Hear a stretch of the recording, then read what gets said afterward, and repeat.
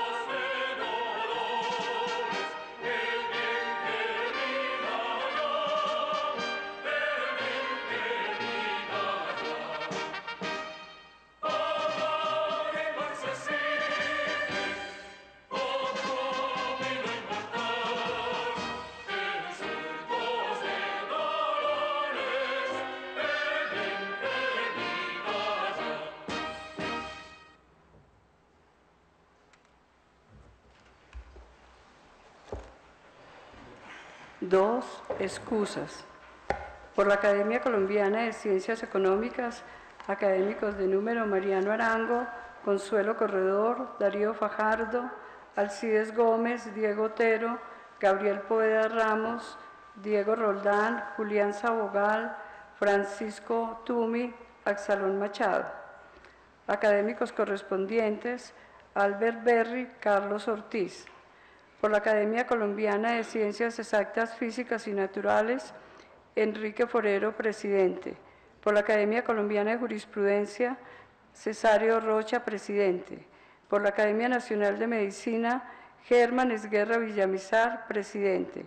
Por la Sociedad Colombiana de Arquitectos, Flavio Enrique Romero, presidente.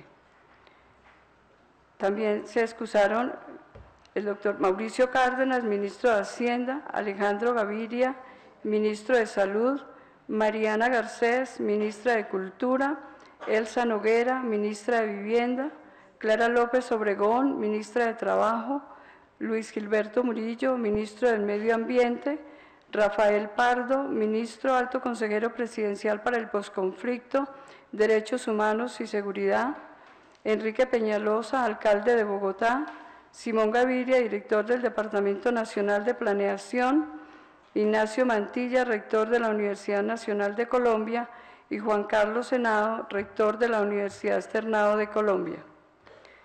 3. Presentación del nuevo académico correspondiente por el presidente, Dr. Julio Silva Colmenares.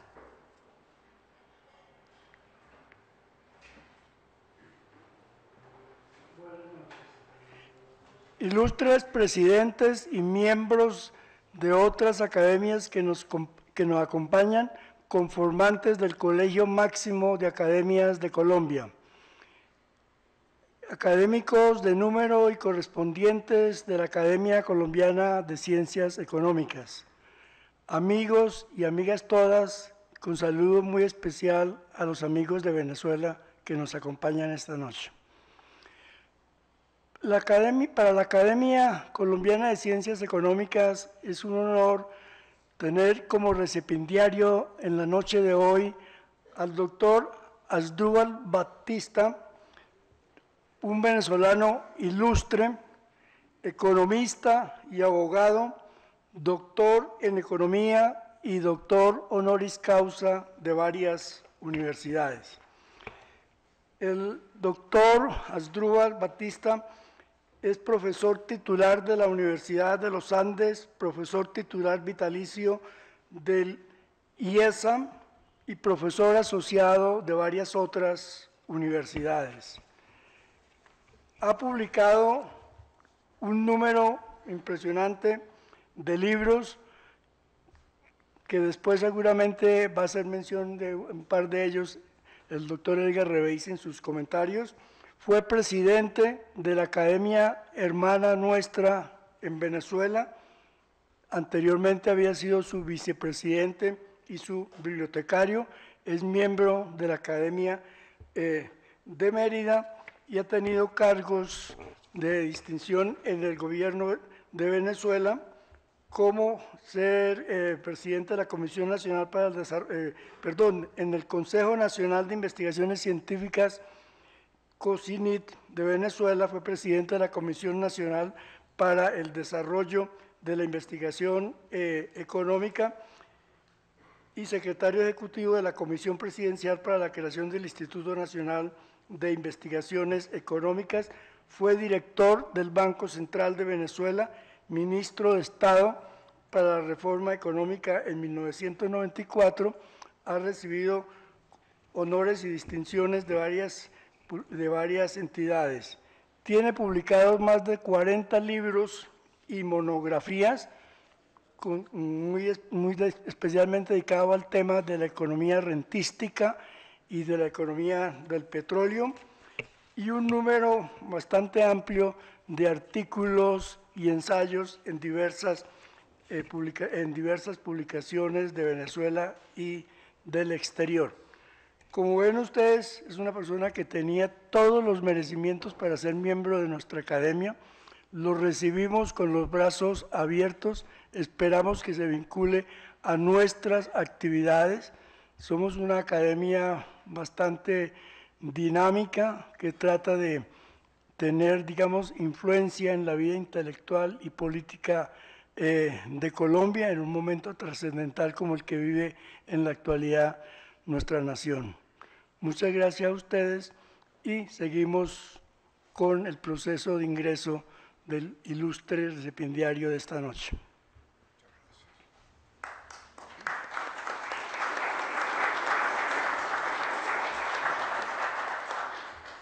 4. Lectura del trabajo itinerario por la economía política por el doctor Asdrúbal Batista.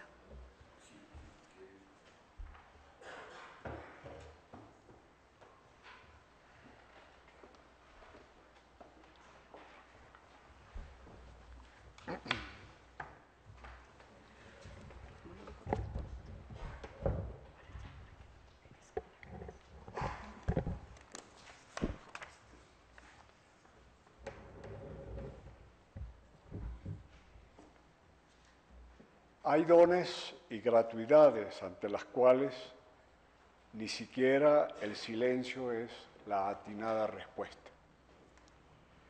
Se pueden inventar razones. Habrá siempre la opción de imaginar tramas muy diversas. Por si fuera pertinente, se tiene el sobrio juicio de Epicuro, donde nombra la amistad como el supremo ardid de la sabiduría para apoyar la vida. Con todo, ante una gratuidad como la que me prodigan, no tengo más sino agradecer, que sencillamente estar aquí, verlos y que ustedes me vean, pararme en esta tribuna para mostrar mi contentura y manifestar mis sentimientos por este don de poder sentarme entre ustedes como uno más. Pero aun cuando agradecer sentidamente podría bien bastar, no he querido apersonarme sin traer algo para testimoniar cuán grato me es este ágape de hoy. Aparte la compañía de mi esposa, que de todas las posibles es mi mejor prenda de presentación, pero también de familiares cercanos y queridos, así como de amigos de mis hondos afectos, felices coincidencias me facilitan portar conmigo una obra recién publicada que dejo ante su mejor discernimiento y de la cual, amén de otras que le preceden, extraeré las cuestiones que quiero plantear esta noche. Mi propósito, en todo caso, tiene una doble vertiente, donde la segunda llevará a una idea que difícilmente puede hallar un sitio donde guarnecerse, incluso anidar, como el que encarna esta ilustre Academia Colombiana de Ciencias Económicas.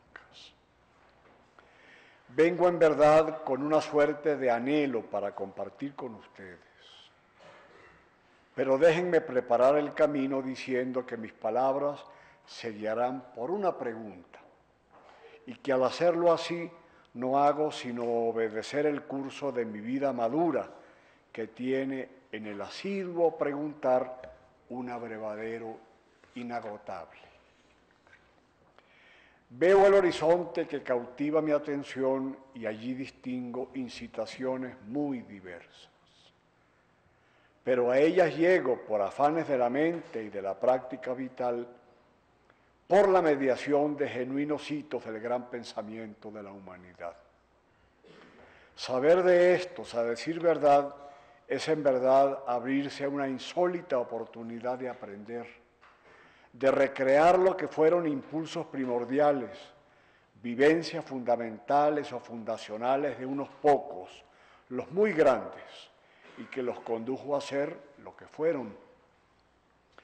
Estas vivencias no es fácil verbalizarlas, valga asimilarlas, en todo caso, a concepciones primarísimas acerca de las cosas que nos rodean, o empleando un término que no pertenece del todo a nuestro diario vocabulario con el que nos comunicamos, de los entes en general.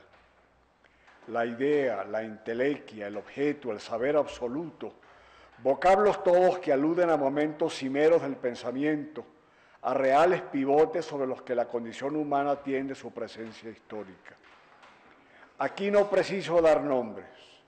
No vayan ustedes a creer que si lo hago, busco secretamente insinuar una cercana familiaridad que en verdad no existe. ¿Qué provocó en esos hombres a los que aludo o en su espíritu para hablar con mayor propiedad la presencia constante de un impulso que los llevó a ensanchar el entendimiento de lo que existe y cuyos frutos la humanidad ha terminado por hacer suyos como patrimonio común, como algo que a todos nos pertenece? Un atajo para saber de ello, se piensa con gran candidez, son las autobiografías.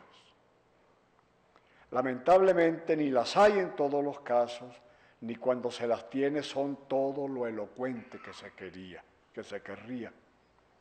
Por lo que conocer acerca de ese impulso pareciera no tener más vías que el empecinado esfuerzo por buscar entender las fuentes primordialísimas donde mora ese gran pensamiento.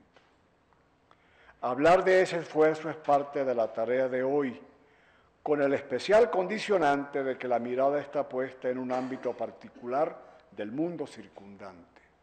Quiero decir, en el espacio humano directamente asociado con nuestra subsistencia, con el cotidiano subsistir, o brevemente con lo económico. Dicho esto, valga una pregunta muy general que llevará a diversas respuestas que servirán de rieles para movernos a lo largo de lo histórico. ¿De qué visiones primordiales, en efecto, cabe hablar al aludirse al pensamiento que ha prohijado la decisiva cuestión de la subsistencia? Permítaseme, pues, nombrar una sucesión de diversas experiencias primarias que se hallan cuando la materia de lo económico se coloca bajo una justa óptica histórica. Pero este último requerimiento, es preciso añadir, no es un simple anexo más que hace de mero ornamento. Muy por el contrario, muy por el contrario. Para decirlo de otra forma, la condición histórica de lo económico tiene sus genuinas especificidades. Para hacerla sobresalir, valga la analogía que facilita la superior idea del movimiento en la naturaleza física.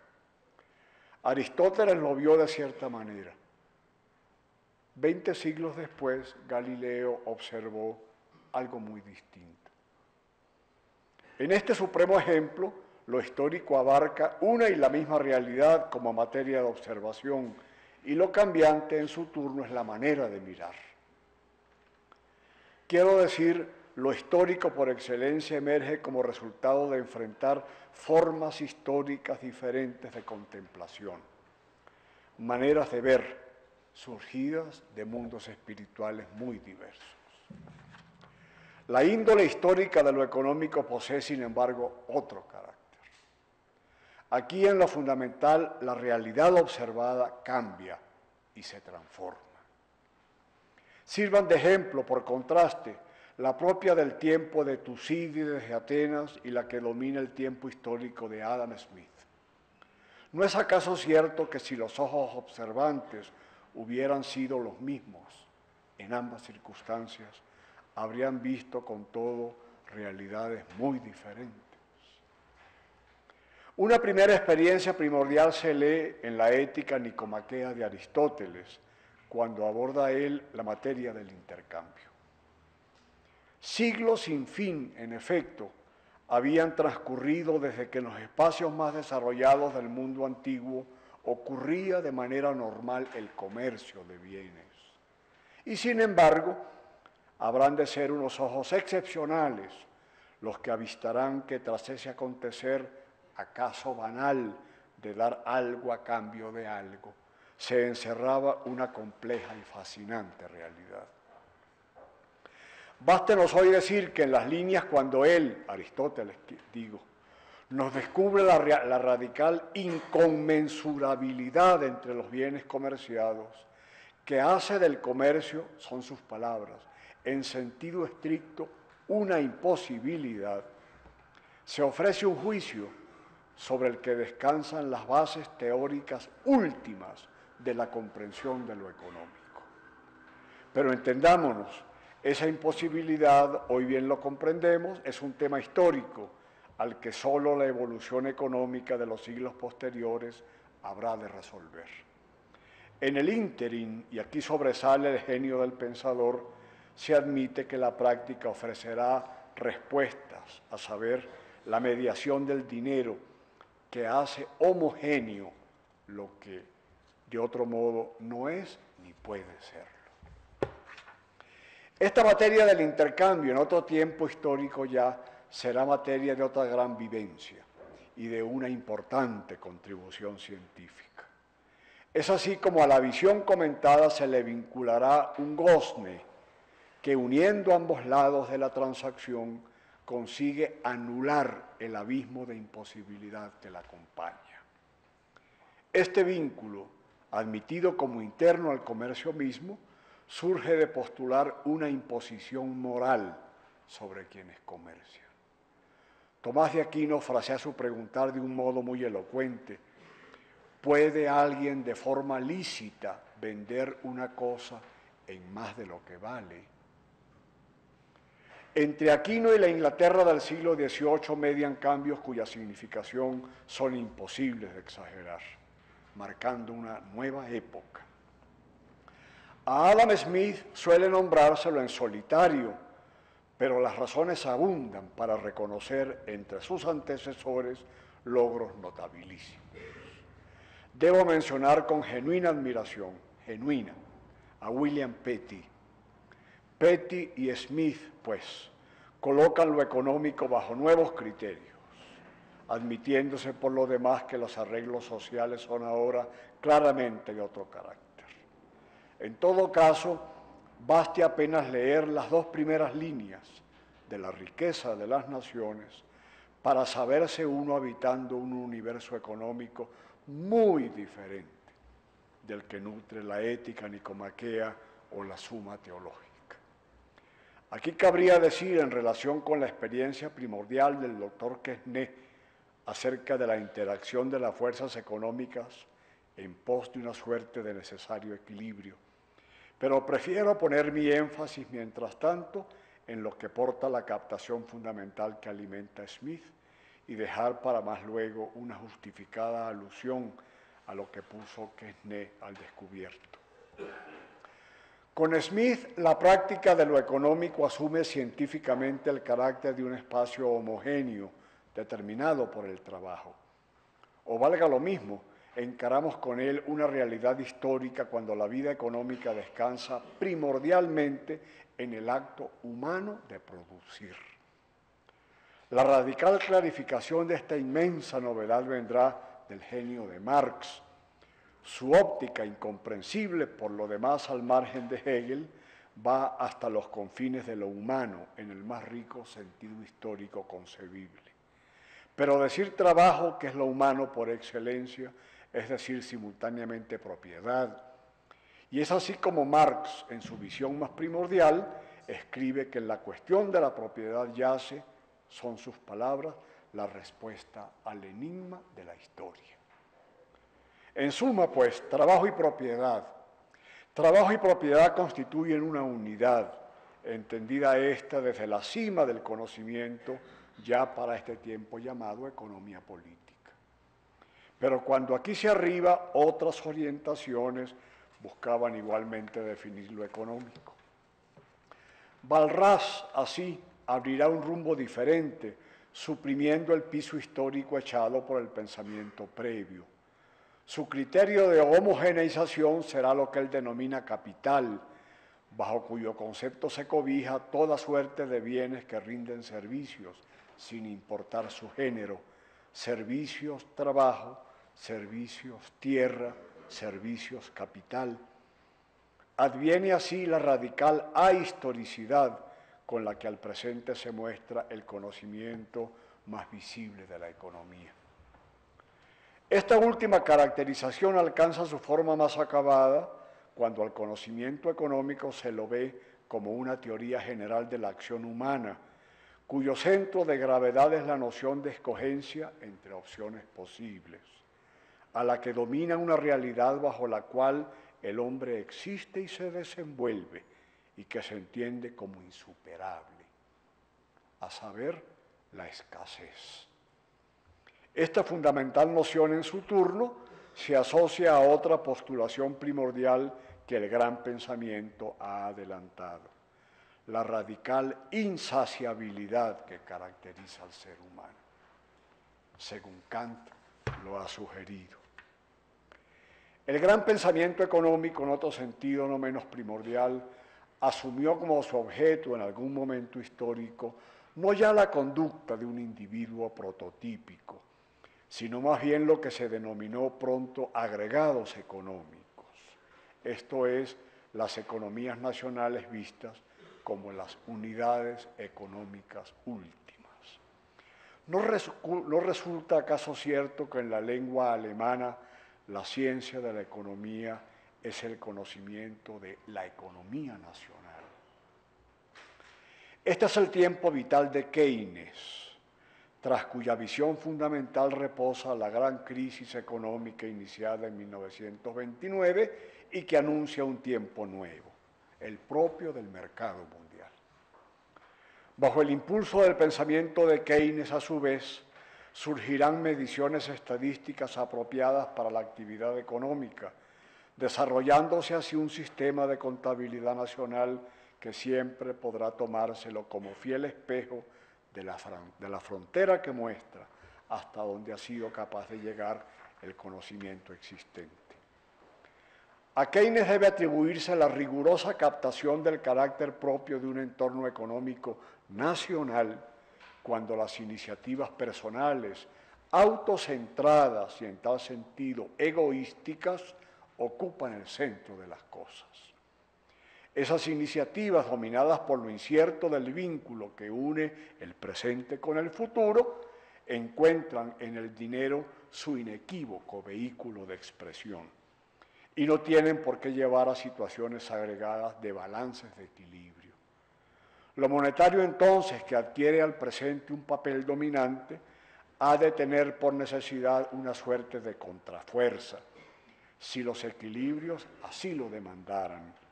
Tal contrafuerza es la acción fiscal del Estado. El mundo de Keynes era de equilibrios ciertos, el de Keynes antes bien lo es solo de equilibrios posibles, eventuales. Aquí está, pues, lo primordial del saber de lo económico, en su largo decurso histórico. Todo ello, desde luego, es susceptible de refinarse en detalles más finos, en apostillas, en corolarios, en notas aclaratorias, pero tal tarea no le pertenece, desde luego, al día de hoy y a sus muy modestos fines. En todo caso, lo decisivo yace bajo su consideración. Pues bien, cabrá ver en lo así delineado algo que sea de significación para los propósitos de encarar la realidad que directamente nos concierne y por cuya mediación nos la haga comprensible científicamente. Esta última pregunta, y con total legitimidad, cada uno de nosotros puede y debe formulársela con íntegro rigor. Habré de proceder por consiguiente. Permítanme decir entonces que la circunstancia histórica del petróleo, a cuyo entendimiento he dedicado esfuerzos sistemáticos de muchos años, facilitó un ámbito de reflexión en el que busqué hacer fructificar las enseñanzas del conocimiento económico universal con otros elementos conceptuales arrancados de la práctica más viva y palpitante. Así fue como se abrieron diversos derroteros, mi personal itinerario, debería decir, de cuyo recorrido y resultados y experiencias, acerca de las cuales quisiera esta noche agregar una palabra. La economía científica convencional presupone una realidad última que en general no se menciona, dada su patente obviedad factual. Me refiero al hecho de que las cosas del comercio, valga decir de la vida económica en general, son objetos producidos, esto es, son resultado de un proceso productivo que, a riesgo de lucir tautológico, es deliberado, premeditado, conducido, gerenciado. La producción, por tanto, debe verse como el espacio decisivo del acontecer económico, donde se congregan entonces el trabajo y la propiedad, en su calidad de elementos constitutivos primordiales. Así, las condiciones de la producción determinan el curso lógico posterior de lo económico, esto es, de los precios, de la comercialización y destino de lo producido, de la distribución de los resultados financieros obtenidos entre trabajadores, propietarios y el fisco, de nuevas orientaciones tecnológicas para encarar condiciones previsibles en el mercado, de los planes por llevar a cabo en rondas posteriores, etc. Por lo demás, y en lo tocante a las tareas del trabajo, tanto como al carácter de los instrumentos que lo auxilian, hay aquí una dimensión histórica muy rica, susceptible de elaboraciones empíricas de toda suerte, que facilitan poner al descubierto el cambiante rostro de lo económico. Pues bien, dado el omnipresente hecho de la producción en cuanto sustrato esencial de lo económico, ¿qué decir entonces del petróleo en cuanto petróleo? Esto es, de un objeto del comercio que estrictamente no es producido. Desde luego hay que precisar ciertos detalles de inmediato para dotar de sentido la pregunta anterior y lo que de ella se sigue. En primer lugar, cuando se menciona el petróleo ha de referirse de entrada a su expresión cuantitativa más básica. Valga tener presente así que contemporáneamente una quinta parte del total de las exportaciones del mundo es petróleo. Por consiguiente, no hay mercancía que se le acerque en importancia al petróleo. Pero dicho esto, hay que introducir a renglón seguido otras calificaciones. La tenencia física del petróleo no guarda relación alguna con el grado de desarrollo alcanzado en las áreas más adelantadas. Del inventario existente del recurso en el mundo, 2/3 partes del total las poseen el Medio Oriente y Venezuela juntos. Más aún, la realidad del petróleo coexiste en realidades históricas muy diversas. Valga lo siguiente para ejemplificar lo que se busca transmitir. Sean dos casos representativos, Venezuela y Noruega. Ambas son economías petroleras, dada la importancia del recurso en sus agregados económicos respectivos, y sin embargo, las diferencias que las separan son abismales. Basten al efecto las situaciones de inicio de la referida condición petrolera. 1920 en el caso de Venezuela, 1970 en el caso de Noruega. Venezuela en 1920 era una sociedad muy atrasada en todos los órdenes fundamentales de la vida económica y de acuerdo con los estándares contemporáneos de la época. Por el contrario, Noruega en 1970 era una economía altamente desarrollada y madura ya.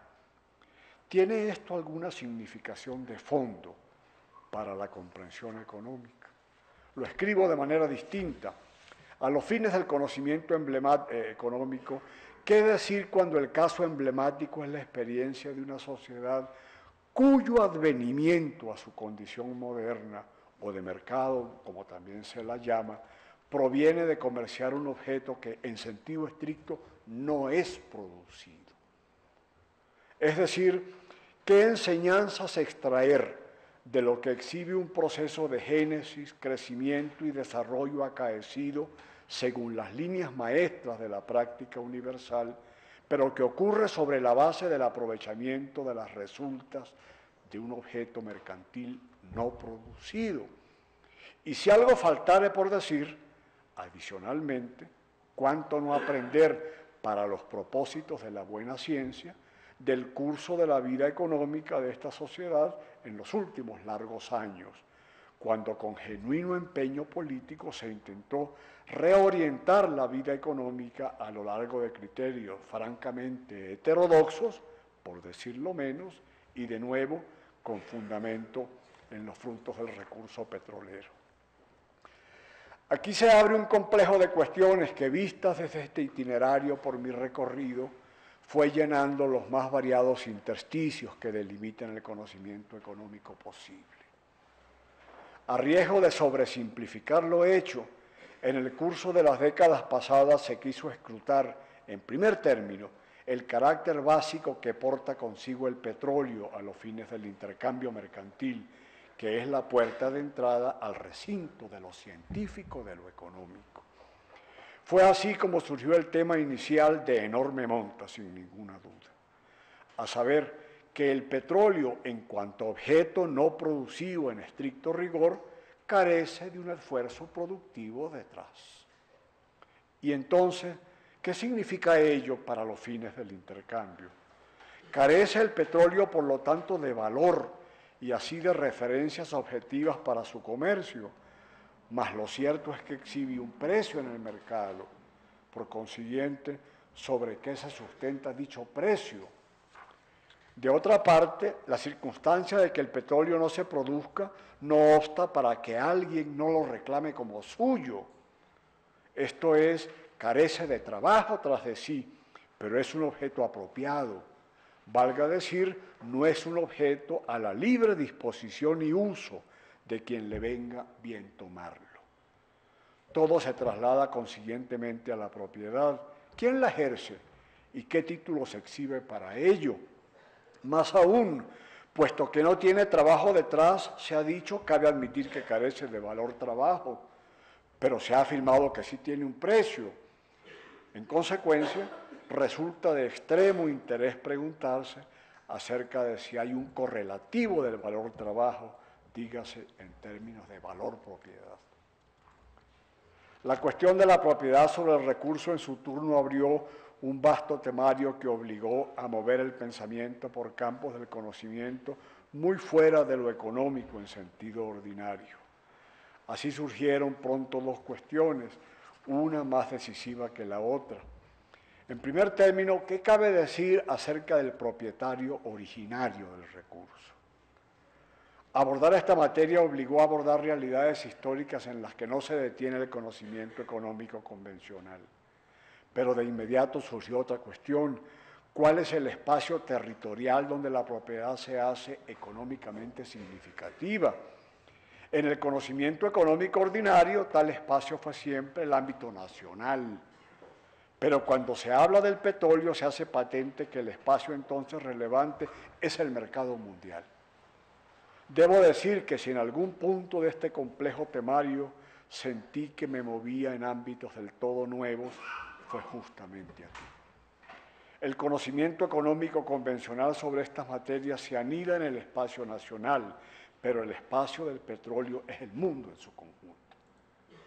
¿Qué significaba esto último para los fines del conocimiento económico? Habiendo llegado aquí, surgió un tema adicional que abrió espacios insólitos para la reflexión y el pensamiento en medio de su extrema simplicidad y sobriedad.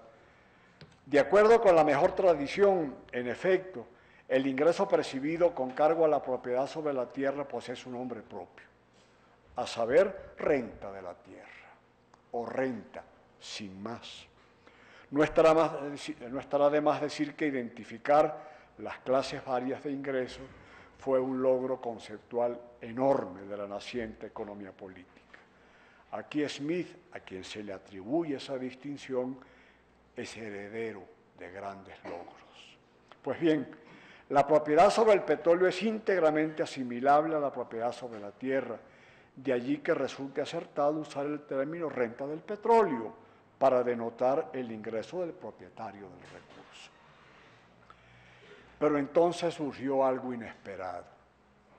Fuente inagotable de roces, dificultades de expresión, callejones intransitables, incomprensiones y malentendidos. Me refiero a las consecuencias del uso en español de dicho vocablo renta. Con todo, ¿cómo no decir que la experiencia lograda y el aprendizaje conseguido han sido de una riqueza intelectual inigualable?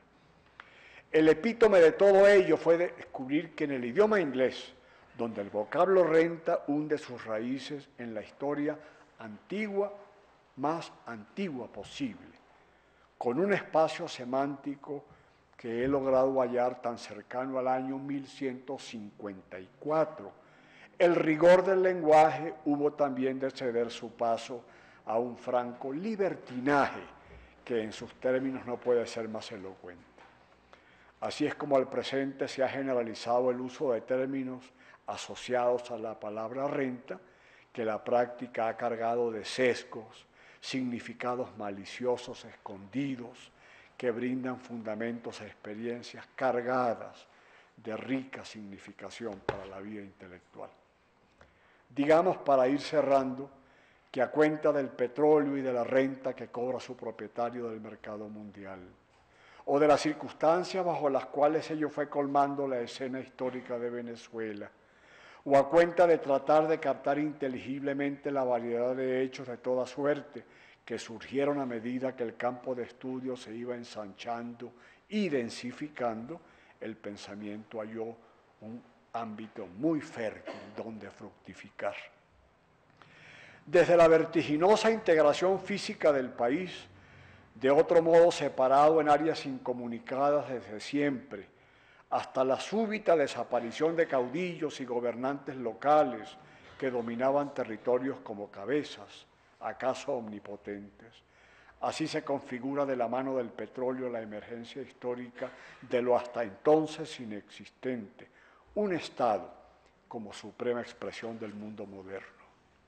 De la lenta pero firme presencia de formas políticas modernas, democráticas o como sea útil llamarlas, pero no menos del súbito y arrollador proceso de urbanización de la vida venezolana, a una velocidad de ocurrencia que carece de mayores referencias contemporáneas en nuestro ámbito latinoamericano, o del crecimiento vertiginoso de los niveles materiales de vida y de los concurrentes servicios públicos, o del desarrollo muy acelerado del mercado de trabajo y la insólita estabilidad de los precios, cuando el mundo más cercano alrededor se desbocaba en inflaciones de cataclismo, o del dominio de unas relaciones cambiarias que por décadas se mantuvieron asombrosamente invariables respecto del valor estándar mundial, o de la entrada de masivas corrientes inmigratorias que acrecentaron de suyo las capacidades del país para producir con mayores grados de eficiencia, o de unos niveles impositivos cercanos a cero,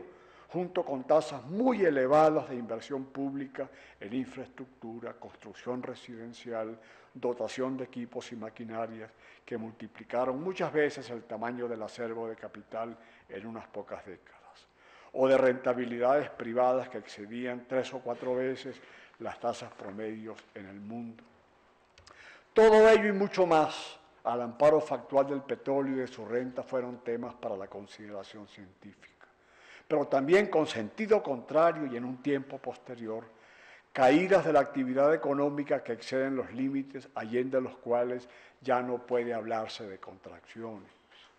Una depauperación colectiva sin mayores antecedentes, condiciones que superan la más radical inestabilidad admisible en el mercado cambiario, tasas de inflación que han dejado de reflejar circunstanciales desencuentros entre oferta y demanda, para patentizar así la simple inexistencia de los bienes más esenciales en el mercado del consumo, corrientes emigratorias que van despoblando al país de sus capacidades históricas acumuladas y concurrentemente formas de relación políticas que desandan los caminos democráticos y que, amparadas en la simple formalidad de la ley, apuntan a despotismos que se llegaron a tener como anacrónicos.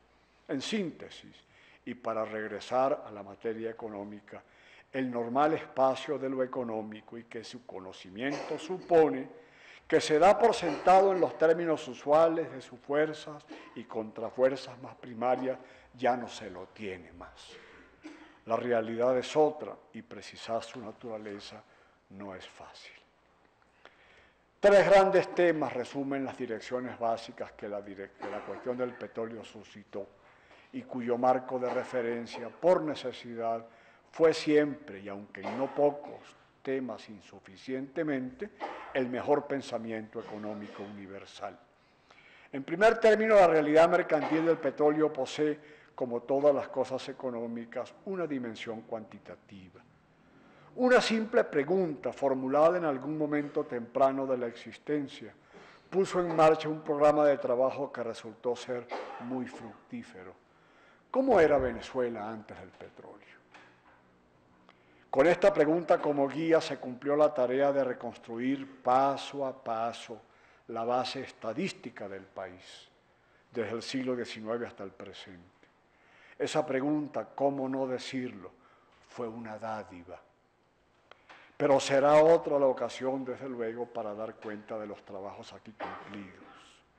Bástenos hoy decir que la realidad del petróleo impone consideraciones nada triviales sobre el sistema universal de contabilidad social, al punto de que en las relaciones nodales suyas es preciso introducir conceptos y relaciones cuantitativas nuevas. Hay, pues, una propuesta de contabilidad nacional documentada en finos detalles que yace para la libre consideración de la comunidad científica. En segundo término, la cuestión de la renta petrolera introduce de partida un desbalance entre el producto y el ingreso. De modo que la teoría económica que su estudio suscita es una consideración de desequilibrios y no de balances equilibrados cuyas trayectorias de restauración, de romperse los equilibrios, hay que identificar. Estos desequilibrios tienen ostensibles expresiones, pero baste señalar una hoy, la del ámbito cambiario, el cual por lo demás expresa la realidad tras las cuentas externas que por necesidad en la economía petrolera rentística están en desbalance. Pero aquí no concluyen las cosas, desde luego. Finalmente, la materia del petróleo, dado un ámbito como el que facilita la experiencia de Venezuela, y en cuanto ella pueda generalizarse, causa un desequilibrio entre las fuerzas primordiales que sostienen la vida social contemporánea. Quiero decir, entre lo que encarna la sociedad civil, valga decir lo económico en sentido estricto, y lo que representa el Estado, esto es lo político, la política. Haber arrojado luces sobre esto último fue, quizás, uno de los resultados más significativos del curso de los años pasados. Efectivamente, entre las condiciones que soportan el advenimiento del mundo moderno destaca la recíproca necesidad que poseen entre sí mutuamente el cuerpo político y la sociedad civil.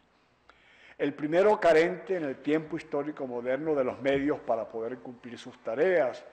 La segunda, por su parte, urgida de tener la protección y seguridad de su propiedad y riqueza. Arribar a esta condición, por lo demás, envuelve complejidades históricas que no es preciso entrar a mirar. Pero basta decir que cuando Adam Smith, muy en passant, toca esta materia, y sépase que él es el último de los grandes en hacerlo, ya el curso mismo de la historia había dado cuenta del proceso de configuración de este recíproco necesitarse y de cómo habría de conducirse tal relación. Lo cierto en todo caso es que en el caso de Venezuela, valga decir de una economía petrolera prototípica, tal suerte de balance de poder no se da, toda vez que el ingreso rentístico petrolero, cobrado por el Estado del mercado mundial, lo dota de autonomía económica en el ámbito doméstico. De lo que se sigue que las materias económicas asuman entonces otra naturaleza. Por no decir los límites mismos de la política económica o más enfáticamente de la política como política. La captación de esta fascinante realidad histórica constituyó un discernimiento de inmensa valía para facilitar la comprensión histórica de los tiempos venezolanos hasta el mismísimo presente. Queridos amigos, hablar de una vida es asunto muy serio y comprometido. Decidí hacerlo como lo he hecho esta noche, sintiéndome en casa propia, en justa respuesta a la muy gentil comunicación del doctor Julio Colmenares, donde se me participaba de manera formal la decisión que entre ustedes motivaron Edgar Reveis y Beethoven Herrera. Debo decirles que la distancia de fronteras que media entre esta casa querida y el mundo en el que me desenvuelvo cotidianamente no será nunca óbice para buscar estar aquí a menudo y en cuanto las tantas circunstancias posibles así lo permitan. Permítanme una reflexión final y suplico su benevolencia para hacerme de un par de minutos más. En los meses avanzados de este año que cursa, salió de la imprenta el tomo segundo de mi itinerario por la economía política, cuyas labores de edición había concluido en los meses finales de 2015.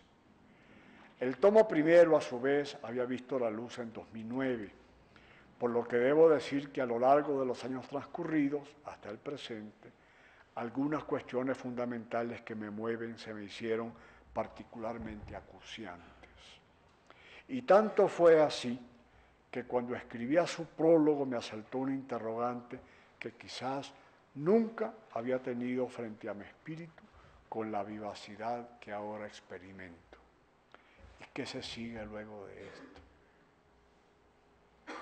La respuesta que me he estado dando, a lo largo de estos tiempos más cercanos, lleva consigo una doble vertiente. La primera, importante, pero no decisiva. ¿Cuál es la valía científica de lo hecho? Habrán de ser otros los que den su criterio al respecto. La segunda sí va al fondo de mi existencia y me obliga a expresarme. El trabajo cumplido así ha conducido a permitirme ver con rigor y hasta transparencia los condicionamientos que imponen sobre el espíritu inquisitivo orientaciones y criterios aprendidos, recibidos, heredados o transmitidos por las generaciones anteriores. Más efectivamente dicho, el grito de batalla que el mejor pensamiento ha empleado para mostrar su desideratum es, bien lo sabemos, a las cosas mismas. Pues bien, si algo me ha hecho patente el itinerario transitado, es que entre esas cosas mismas y mi propio batallar, mis incitaciones, medios y capacidades, yace un espacio donde habitan otros, cuya compañía, por demás, querida y admirada, no puedo dudar en llamarla ilustre e iluminada también, pero que en todo caso no son mi ser mismo. Y en estos asuntos, estimados amigos, es uno mismo quien debe esforzarse por hallar su posición en el mundo. Las labores de la razón no admiten excepciones. Quien piensa es uno mismo y nadie puede pensar a cuenta de uno. Me aferro al final entonces a un último bastión y no tengo más, me entrego. Ni lo imagino, la libertad de pensamiento. Aquí en estas tres palabras yace mi absoluta subjetividad, la cuestión íntegra de mi propia existencia. Libertad de pensamiento. Pero el círculo no se me cierra, ni será posible jamás cerrarlo. En efecto, ¿es la libertad la que me obliga a pensar? ¿O es el pensamiento el que me impone buscar ser libre? ¿Qué de este círculo de fuerzas, este real torbellino de fuerzas más bien, para otra ocasión, sin embargo? Debo terminar. En el comienzo hablé de un anhelo. Me permitirán ustedes que con un cierto dejo de intimidad, señor presidente, lo comparta abiertamente. Un 10 de febrero, allá en 1968, ingresé de manera formal a la vida profesoral universitaria. Salvo un ínterin brevísimo, por razón del ejercicio de un cargo público ministerial, no he dejado nunca de ser estudiante, académico, profesor, aquí y allá, en muchas partes y lugares, algunos de los cuales son verdaderos terruños, cálidas moradas de mi espíritu. El sedimento de tan prolongada experiencia tiene 1000 formas, quiero decir, son 1000 huellas de todo carácter. Hay una, sin embargo, como especial, como muy viva, a diferencia de otras que lentamente se me han ido anquilosando. Hoy, aquí, pues, ya no es solo el profesor quien ex cátedra habla y se expresa. Entre estas paredes es más bien el hombre quien se les muestra. El ser humano que ha querido pensar y que ha buscado hacerlo. Pero desde esta condición, a decir verdad, no se puede ser fácilmente hoy ser profesor. El alumno del presente acude al aula en la búsqueda de orientaciones que él espera sean más bien indubitables, de comprobada eficiencia, aptas además para llevar a resultados prácticos, quiero decir útiles, sin dilación ni demoras. Al aula se asiste para escuchar y aprender, con miras al objetivo, acaso excluyente, de poder actuar en lo inmediato y de ejercitarse exitosamente. Pero, ¿y dónde entonces el pensar, cuyos ritmos y cadencias son tan propios? O lo que dice básicamente lo mismo, ¿y para qué el pensamiento? Si no son las aulas, y el aula por antonomasia es la escuela, el politécnico, la universidad, ¿dónde están los espacios para el pensar? Es decir, para la superior empresa humana de encarar los tiempos y sus circunstancias históricas, sin más afán ni propósito que discernir su orientación, que poner al descubierto las tendencias que los cruzan, de revelar su sentido y dirección. ¿Dónde están, pues, los espacios para el pensar?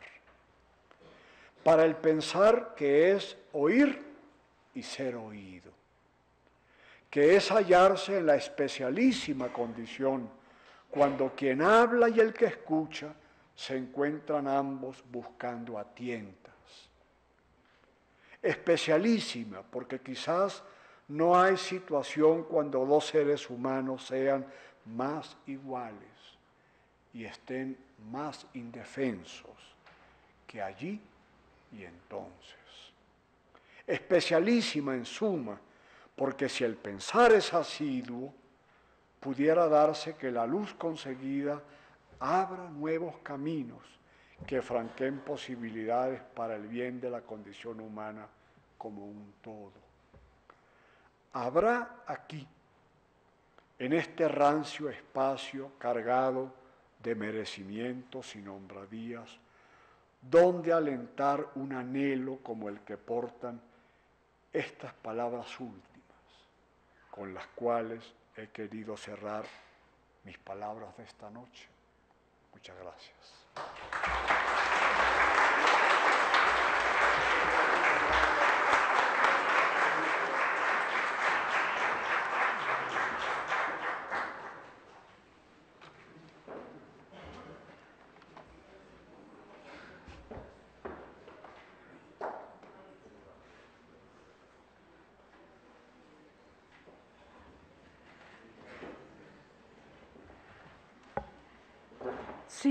Lectura de los comentarios de rigor a cargo del académico de número, doctor Edgar Rebey Roldán.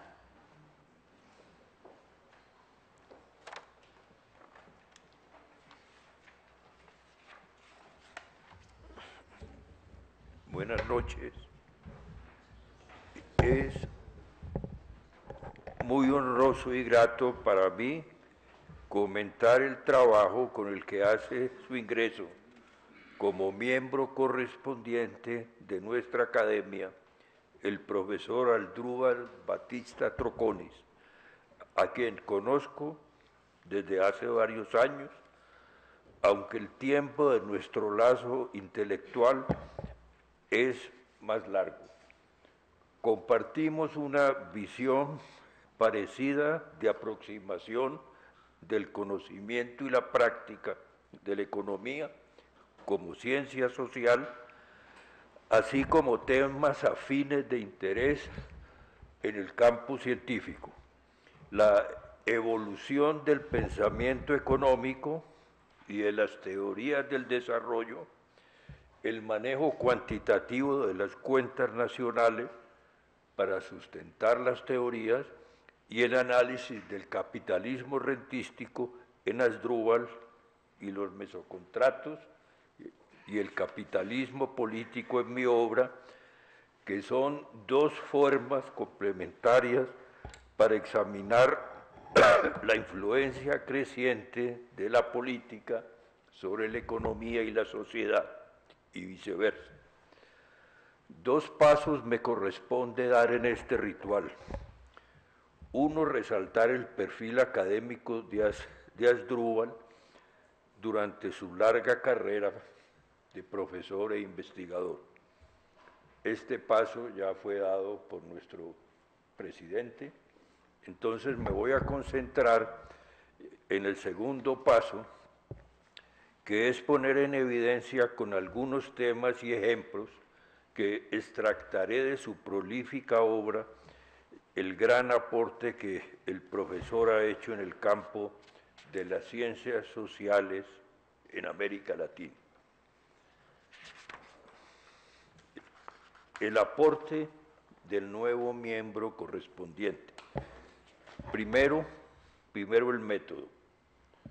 A continuación, quiero concentrarme en el aporte intelectual, en su pensamiento económico como proceso evolutivo y en su método de trabajo, después de haber estudiado algunas de sus obras y no todas.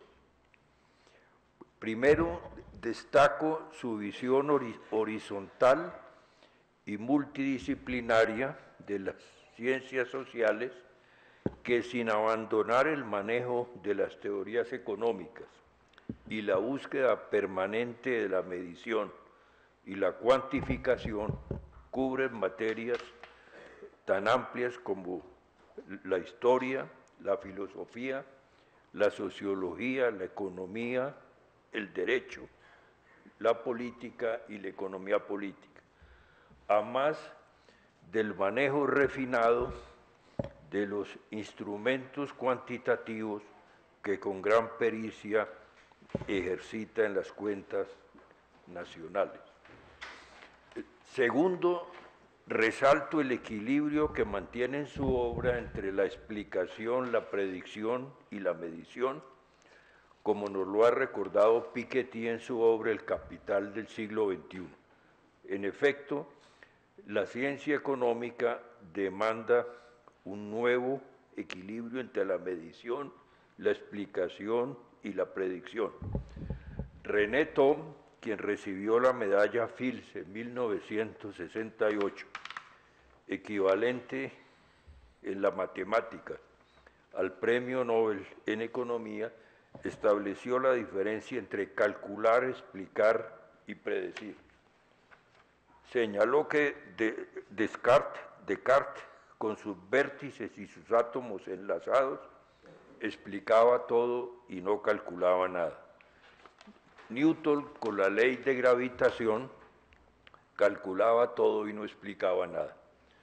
Para Thom, ganó Newton por la posibilidad de predecir. En economía, las teorías convencionales solo deben considerarse como cajas de herramientas que han llegado a un bloqueo por su alto grado de sofisticación matemática, en que calculan todo pero son incapaces de explicar y predecir los eventos y procesos complejos en el mundo globalizado, como aconteció con la crisis de 2008. Desconocen la política. Asdrúbal ha tenido gran cuidado, como lo ha hecho evidente Piketty, de utilizar la historia, la filosofía y la economía política para completar y enriquecer los análisis cuantitativos, basándose primordialmente en las cuentas nacionales para extraer conclusiones que van más allá de la mecánica clásica y de los sistemas de regresión. No sacrifique el análisis, la intuición, por el refinamiento matemático y estadístico.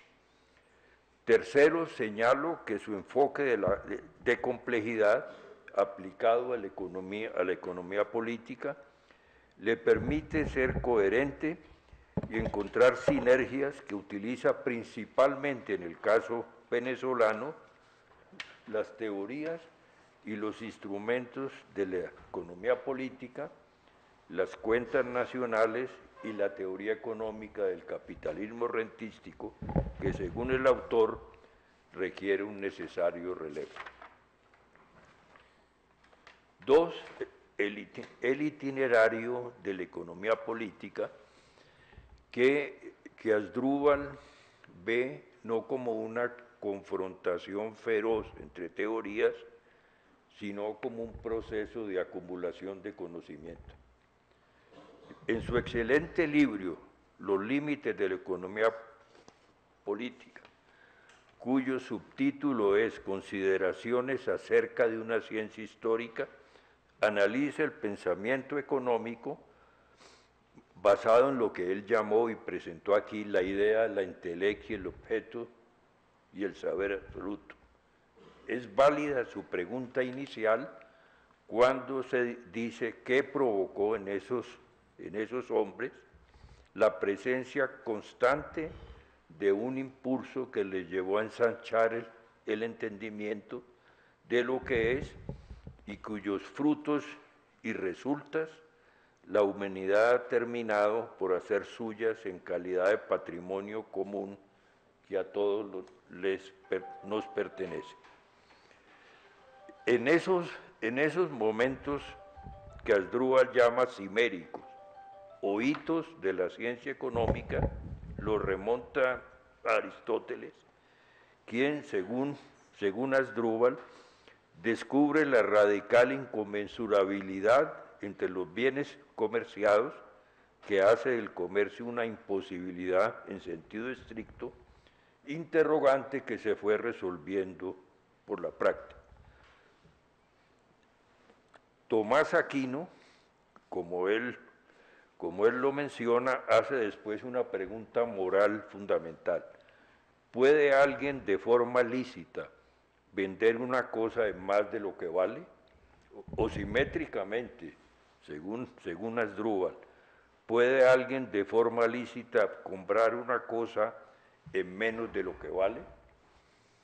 Preguntas válidas hoy, por ejemplo, respecto a los grandes monopolios farmacéuticos o frente a las gangas y privilegios con los que se vendió y se sigue vendiendo el patrimonio público después de 1990. Insiste también Asdrúbal en la dimensión creativa de William Pitt y Adam Smith, que colocó la ciencia económica en un horizonte diferente, cuando para Adam Smith la práctica de lo económico asume científicamente el trabajo de un espacio homogéneo definido y determinado por el trabajo que reposa en el acto humano de producción. Que Sney ya había puesto en evidencia lo fundamental que es la interacción de las fuerzas económicas en pos del necesario equilibrio entre ellas, y prosigue Asdrúbal al destacar el aporte de Marx cuando subraya que en la cuestión de la propiedad yace la respuesta al enigma de la historia. Sus análisis sobre la visión del capital como servicios, trabajo, servicios, tierra y servicios capital son de gran interés. Se pierde, como lo destaca con razón el autor, el sentido de la historia y se llega a la ahistoricidad que trató de fundar el neoliberalismo con Fukuyama después de la caída del muro de Berlín. No quiero olvidar la importancia que atribuye Asdrúbal a William Pitt. Marx mismo le había atribuido el carácter de fundador de la moderna economía política y que no se le puede desconocer su posición preeminente en el origen de la estadística o la contabilidad social. Según Asdrúbal, al fin de cuentas, termina por constituir una parte imprescindible del conocimiento económico más fundamental. Varias veces he mencionado que en las grandes crisis la teoría económica queda desnuda y lo único que permanece legítimo es la contabilidad nacional y los modelos de insumo producto que son aplicados universalmente. Posteriormente desaparece su preeminencia durante las épocas de auge. Con razón Asdrúbal señala como un momento cimero cuando Keynes asumió como objeto de la economía no ya la conducta de un individuo prototipo, sino la práctica de los agregados económicos, y que el ámbito de aplicación de Keynes fue el territorio nacional con ocasión de la gran crisis económica que se inició en 1929 y que usó como instrumento privilegiado la contabilidad social.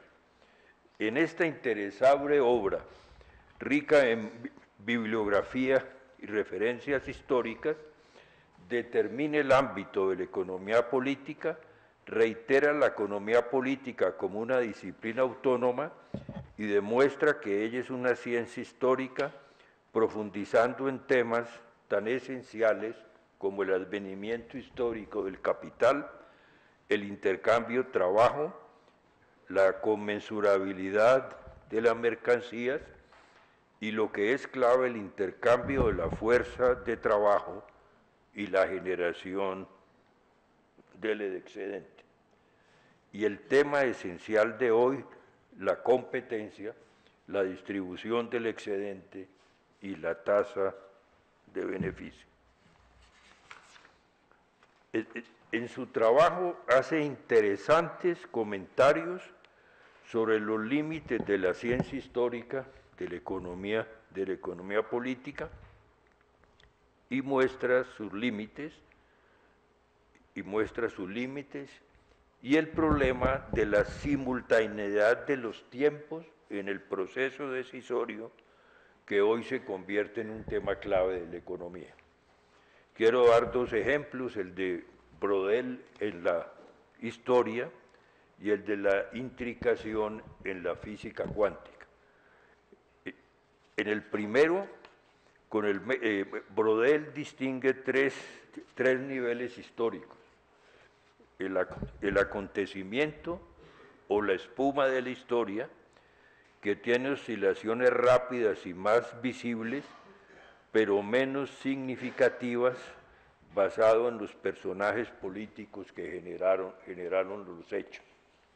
La elección presidencial de Trump hoy es la espuma de la historia. Segundo, la historia cíclica o coyuntural, caracterizada por fases lentas cuyos cambios son perceptibles.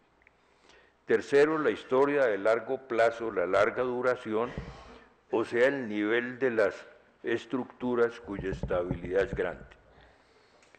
El segundo tema fundamental es la creciente complejidad de la intricación regulatoria en la fase de la globalización.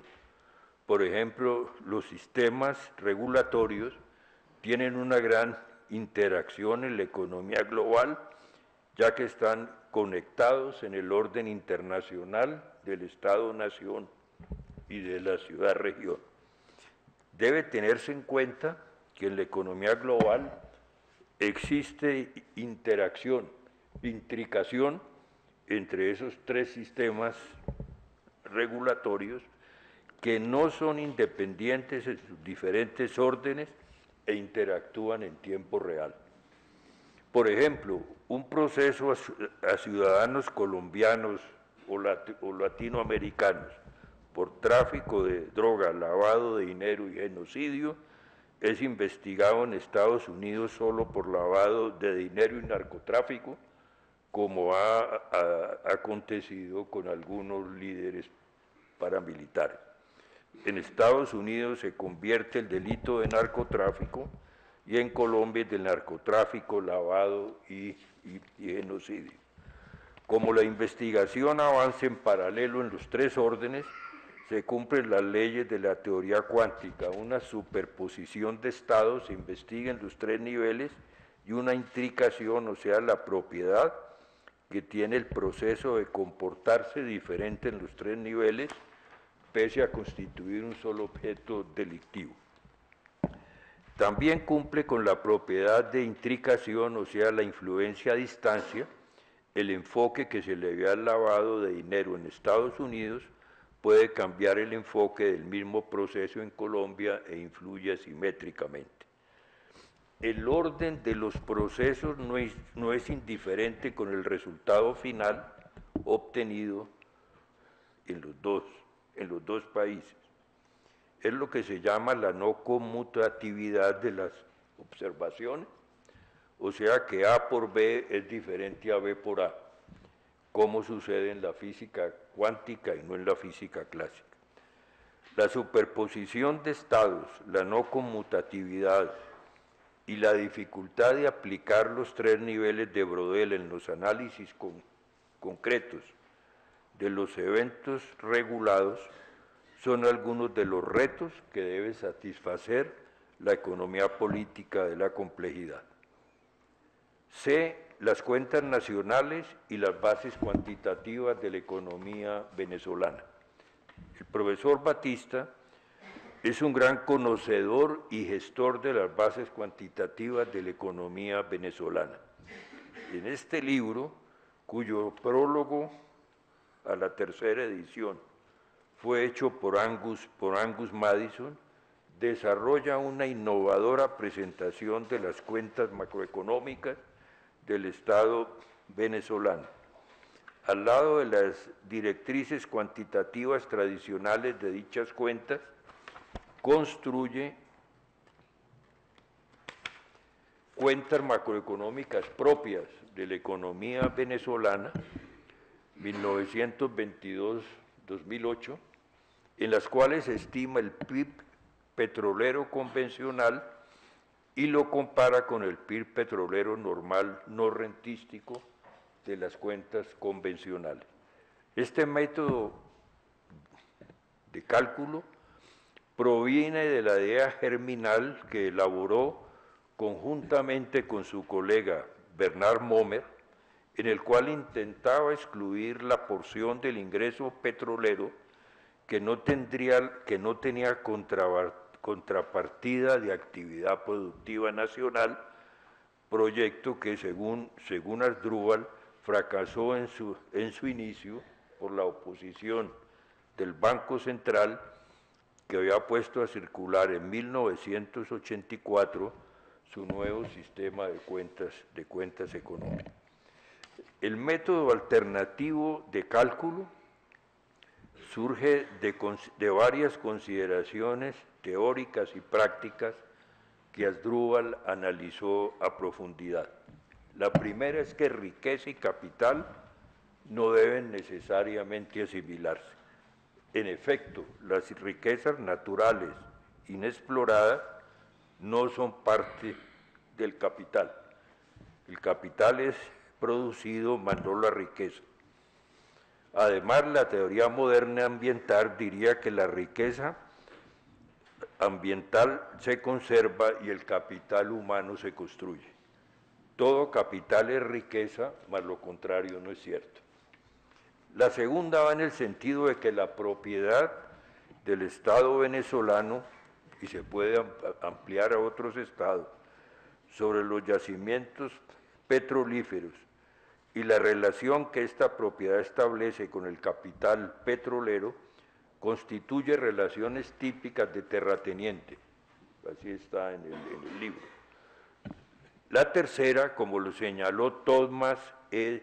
Skidmore en su prólogo de la edición de 1997, entre sus diversas contribuciones analíticas, se destaca la manera de conceptuar y calcular para los fines de las cuentas nacionales la parte rentística de los ingresos generados en dicho sector.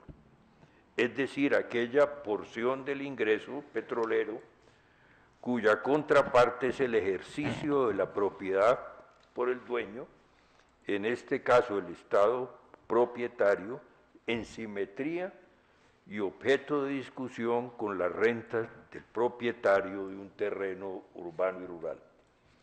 El profesor Batista considera que un cálculo de la renta más ajustada surge de considerar las actividades económicas del petróleo separadamente. Esto es extracción y refinación. Provee las estimaciones para el periodo 1968-2006, en que el PIB petrolero no rentístico es aproximadamente el 22,4% en 1967 y en 2006 el 25,9%. Con un complejo método de cálculo que no podemos detallar aquí, estima Asdrúbal la información acerca del precio crudo con y sin renta internacional. Así, entre 1968 y 2006, la diferencia entre ambas magnitudes fue en promedio 2,86 veces, llegando a ser 5,9 veces en el 74 y solo 1,78 en el 97.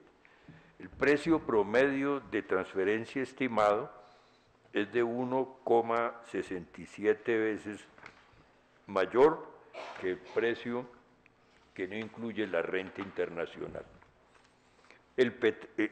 4. El petróleo y la dinámica del capitalismo rentístico.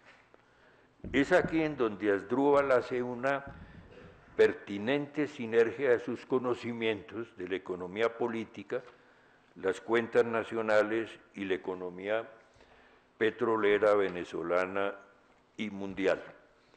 Primero, deseo destacar la síntesis que hizo Harold Savars en el prólogo de 2009.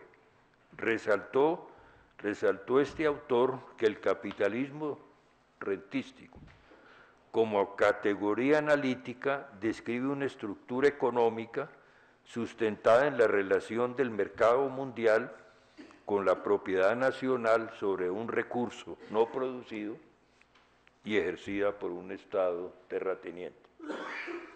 El Estado es al mismo tiempo agente económico en el mercado mundial y agente político en la economía nacional. Actúa como un agente privado, económico privado en el ámbito del mercado mundial y como agente político de la estructura nacional de mercado. El Estado como agente privado en el mercado mundial compite o actúa como un cartel en el mercado, en el marco de la OPEP, y como agente privado en el orden nacional asume la función de gran dispensador de los recursos petroleros.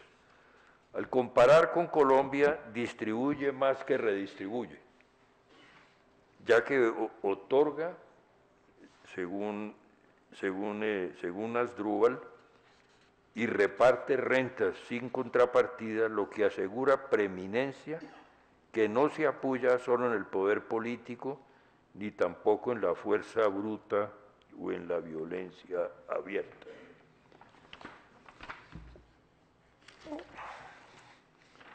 Voy a hacer una ajustada recapitulación, a riesgo de equivocarme, del colapso del capitalismo rentístico tal como lo define Asdrúbal.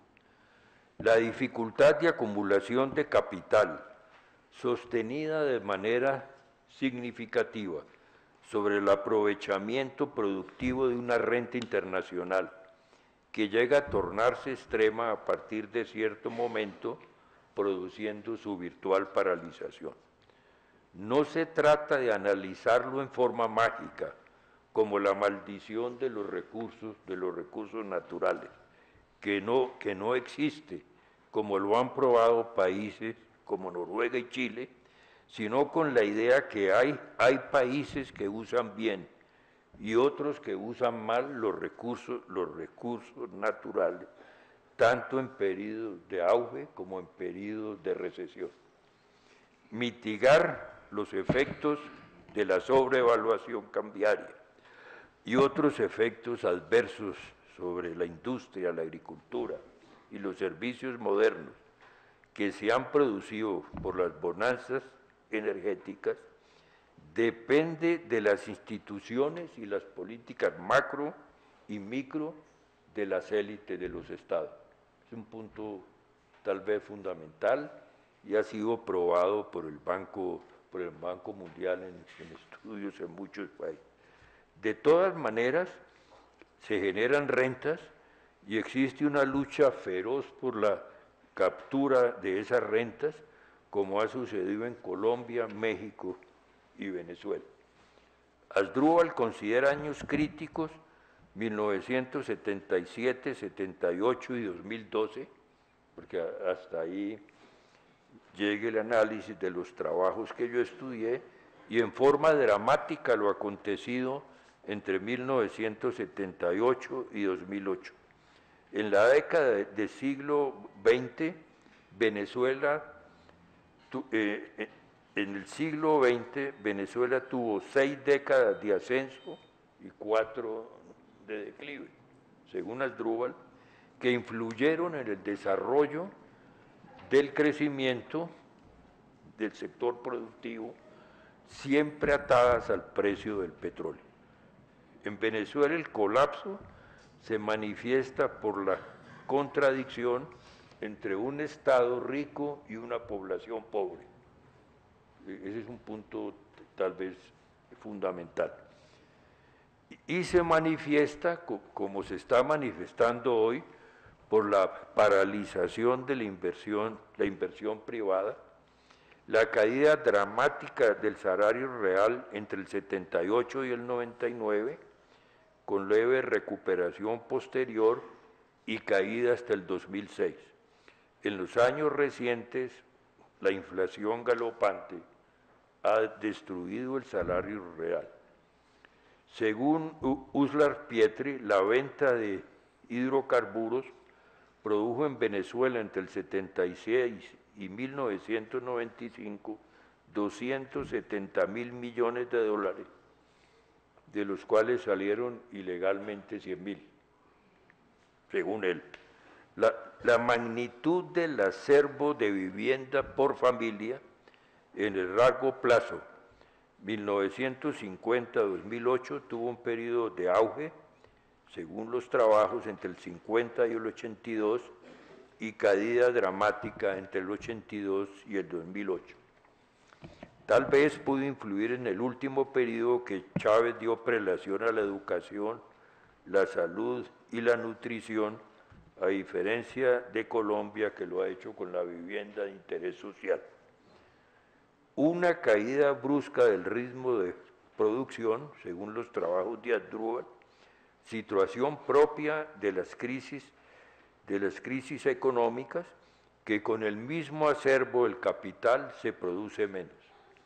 Compara la intensidad del capital, que aumentó con la Gran Depresión de Estados Unidos, incrementándose en 45% entre 1928 y 1933, y en México 20% entre 1979 y 1986. En Venezuela esta relación permaneció estable entre 1960 y 75, pero aumentó entre el 76 y 87. La capacidad productiva se incrementó sin tener la suficiente contrapartida en la demanda del mercado. La ausencia de diversificación de la economía es uno de los problemas críticos, y el manejo de la renta petrolera, no solamente en Venezuela, sino en Colombia. El método apropiado para mantener la dinámica del crecimiento se descubrió hace bastante, pero no ha sido instrumentada sino en países con alta madurez política, como Noruega, citado con razón por Asdrúbal, y más recientemente en Chile. En efecto, la tasa de crecimiento de un país con importantes recursos energéticos depende de la planeación y explotación eficiente de sus rentas históricas, ambientales y políticas que no resultan necesariamente del libre mercado o de la creación de una ventaja competitiva. La segunda tasa de crecimiento, la más importante en la globalización, es la tasa de crecimiento de los nichos o clústeres que se originan en las agendas de competitividad, como sucedió en los casos de Noruega, Nueva Zelanda y Chile. Consiste en invertir parte de los excedentes obtenidos en las actividades de los sectores que tienen rentas ambientales, políticas y minero-energéticas en los sectores de la agenda de competitividad, de tal suerte que la tasa de crecimiento de las segundas sea más alta que la de las primeras. Sembrar el petróleo, lo que no se pudo hacer ni en Venezuela ni en Colombia, según la máxima, creo, de Uslar Pietri, desde 1935, cuando publicó ensayos sobre la utilización del ingreso petrolero y la educación. El análisis de la distribución del ingreso en México, Colombia y Venezuela, poder y desigualdad, es urgente realizarlo a la luz de nuestra propia configuración social. Estimado doctor Asdrúbal Batista, nuestra mesa directiva, los miembros de número y correspondientes de la academia, estamos orgullosos de su ingreso a nuestra institución. Puede usted guarnecerse y anidar en nuestra academia, valorizando las investigaciones que realizamos con un enfoque pluralista e internacional. Damos también la bienvenida a su querida esposa Cecilia, que ha jugado un papel fundamental en la realización de su obra, y esperamos en adelante continuar conjuntamente el camino de valorizar el pensamiento económico latinoamericano y de nuestros países. Muchas gracias.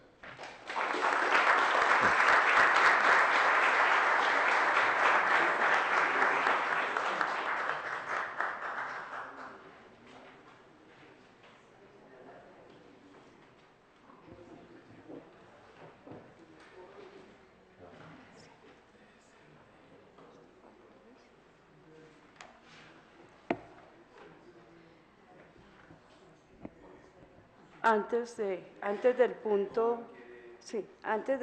sexto de la entrega de juramento, del juramento y de la entrega de medalla y del diploma, el académico Beethoven Herrera, vicepresidente de la academia, dirá unas palabras de bienvenida.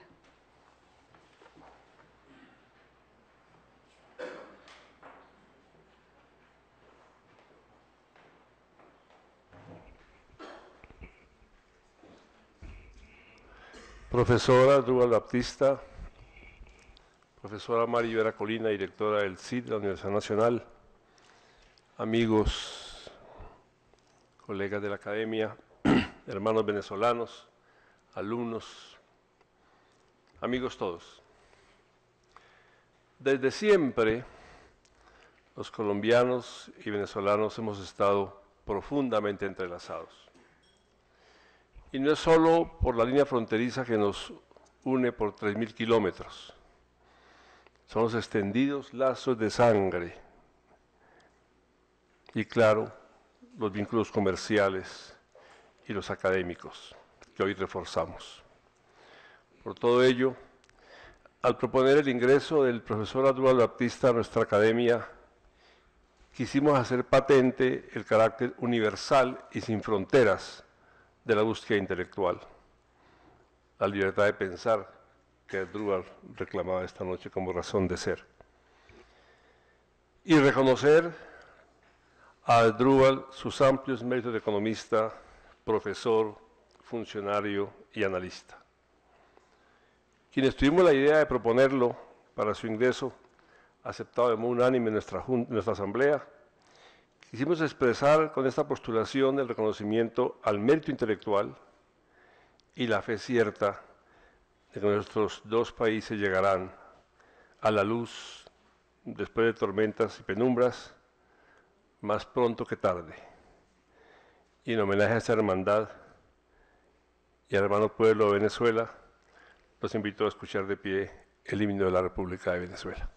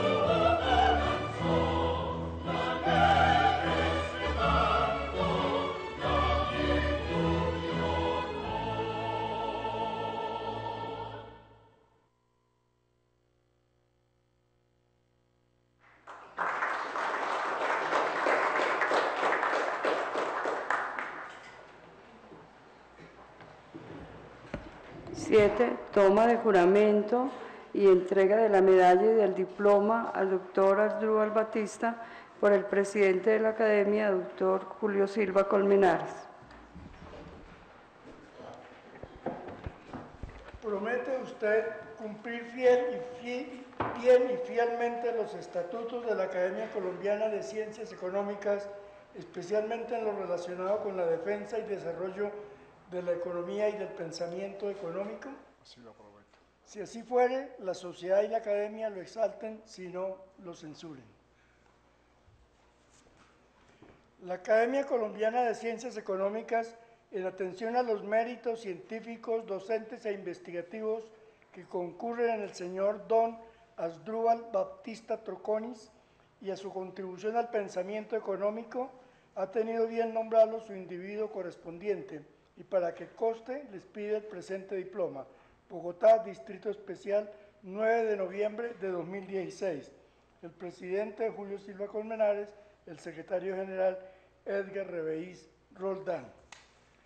Y queremos que Cecilia Hortensia venga a colocarle la medalla a Asdrúbal.